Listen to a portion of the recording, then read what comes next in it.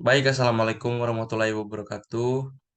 Perkenalkan nama saya Francisco Casero Daur dengan nomor induk mahasiswa 102 120 111 166.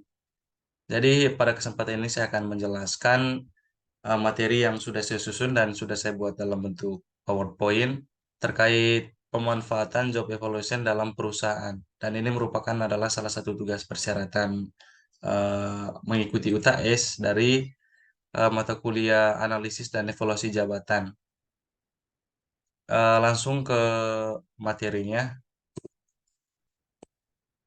Yang pertama terkait definisi atau pengertian. Jadi job evaluation ini adalah suatu sistem yang dimana pekerjaan tertentu di dalam sebuah perusahaan akan dibandingkan dengan pekerjaan lainnya. Kemudian adalah juga proses menganalisis dan mendeskripsikan posisi, mengelompokkannya, dan menentukan nilai relatif pekerjaan-pekerjaan itu, dan membandingkan tugas dari posisi yang berbeda dalam hal tanggung jawab yang berbeda dan persyaratan lainnya. Kemudian terkait tujuan job evaluation, yang pertama itu untuk mengamankan dan memelihara deskripsi yang lengkap, akurat, dan impersonal dari setiap pekerjaan. Kemudian yang berikut untuk memberikan prosedur standar untuk menentukan nilai relatif dari setiap pekerjaan di pabrik atau industri lainnya. Kemudian untuk menentukan tingkat upah setiap pekerjaan yang adil dan setara dalam kaitannya dengan pekerjaan lain di pabrik, masyarakat atau industri. Kemudian yang berikut untuk mempromosikan pertimbangan yang adil dan akurat dari semua karyawan untuk kemajuan dari mutasi. Yang berikut yang kelima, untuk memberikan dasar faktual untuk pertimbangan tingkat upah dari pekerjaan serupa di komunitas dan industri. Dan yang terakhir itu untuk memberikan informasi terkait organisasi kerja, pemilihan karyawan, penempatan, pelatihan, dan dari berbagai masalah serupa lainnya. Lanjut ke yang berikut, job evaluation eh, terkait penetapan gaji dan upah. Yang pertama yang sudah saya rangkum di sini itu terkait kesetaraan dan objektivitas administrasi penggajian. Jadi terkait penggajian di dalam sebuah komunitas atau pabrik ataupun industri. Yang berikut pengendalian upah dan gaji yang efektif. Dan yang berikut negosiasi manajemen serikat tentang upah dan perbandingan upah dan tingkat gaji dengan karyawan lain. Dan yang terakhir itu pemberian standarisasi dan peningkatan kondisi kerja. Yang berikut terkait fungsi job evaluation ini, saya sudah merangkum ke dalam 4 subbab. Yang pertama itu memperjelas fungsi, wewenang, dan tanggung jawab karyawan. Sudah pasti ya terkait karyawan tanggung jawab.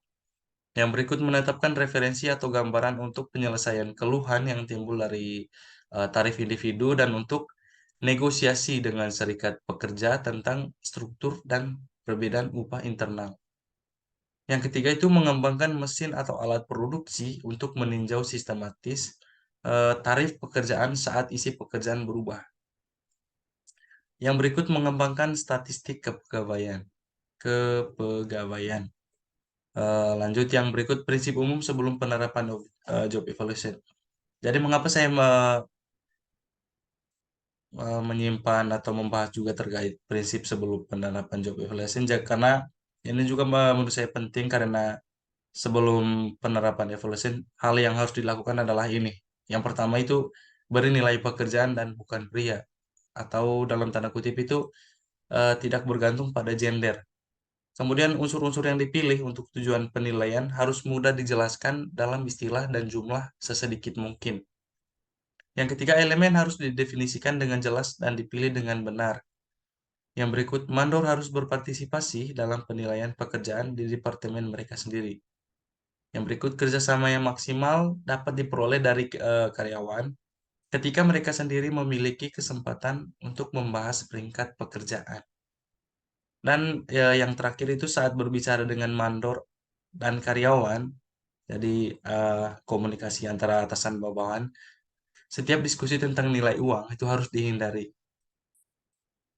Yang berikut terkait kekurangan atau keterbatasan dari job evaluation ini. Itu yang pertama, perubahan yang cepat dalam teknologi dan dalam penawaran ataupun permintaan keterampilan tertentu telah menimbulkan masalah penyesuaian.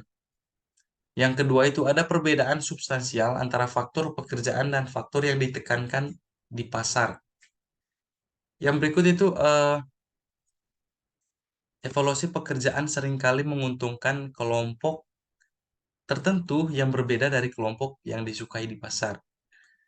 Yang berikut faktor pekerjaan berfluktuasi karena perubahan dalam teknologi produksi, sistem informasi dan pembagian kerja, dan faktor lain semacam itu atau yang serupa dengannya. Yang terakhir tingkat gaji yang lebih tinggi untuk beberapa pekerjaan pada tahap awal daripada pekerjaan lainnya. Lanjut ke yang berikut, keuntungan. Tadi sudah kita membahas terkait kekurangan atau keterbatasan. Nah, sekarang kita akan membahas terkait kelebihan dari job evaluation ini. Jadi saya sudah merangkum kurang lebih ada 6 poin di sini yang sudah saya buat. Yang pertama itu terkait membantu menghilangkan ketidaksetaraan dalam struktur upah yang ada dalam mempertahankan perbedaan upah yang sehat dan konsisten pabrik atau industri.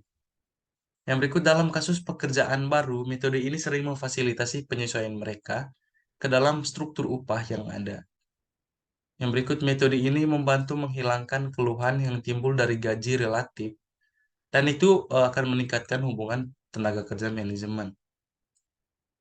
Yang keempat, metode ini menggantikan banyak faktor yang kebetulan yang terjadi dalam prosedur yang kurang sistematis. Jadi dari tawar-menawar upah dengan standar yang lebih personal dan objektif, dengan demikian menetapkan dasar yang jelas untuk negosiasi. Dan yang kelima itu metode ini dapat menyebabkan keseragaman yang lebih besar dalam tingkat upah, sehingga menyederhanakan administrasi upah. Dan yang terakhir, informasi yang dikumpulkan dalam bentuk deskriptif dan analisis juga dapat digunakan untuk perbaikan prosedur seleksi, mutasi, dan bahkan promosi berdasarkan persyaratan pekerjaan yang komparatif. Yang berikut eh, dari materi-materi yang sudah saya kumpulkan dan yang sudah saya bahas, yang sudah saya jelaskan, jadi kurang lebih poin atau inti yang dapat saya ambil untuk dijadikan kesimpulan adalah demikian.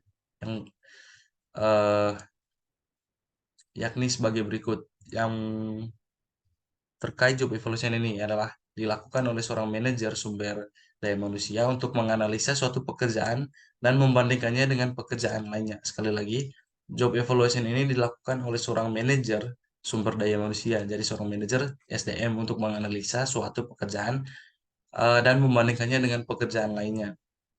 Kemudian seorang manajer SDM ini perlu melakukan job evaluation ini untuk menentukan struktur upah dan pemberian remunerasi kepada pekerjaan atau pejabat dalam struktur organisasi yang telah ditetapkan. Jadi kurang lebih seperti itu materi yang sudah saya rangkum dan sudah saya bahas. Jadi barangkali ada teman yang nanti belum mengerti atau ingin mau mengetahui secara lebih lanjut terkait materi yang sudah saya bahas, silakan menghubungi saya di akun Instagram saya itu Caci Riodau. Jadi eh, untuk teman-teman yang sudah mungkin yang sudah menonton, terima kasih atas waktunya. Assalamualaikum warahmatullahi wabarakatuh. Shalom.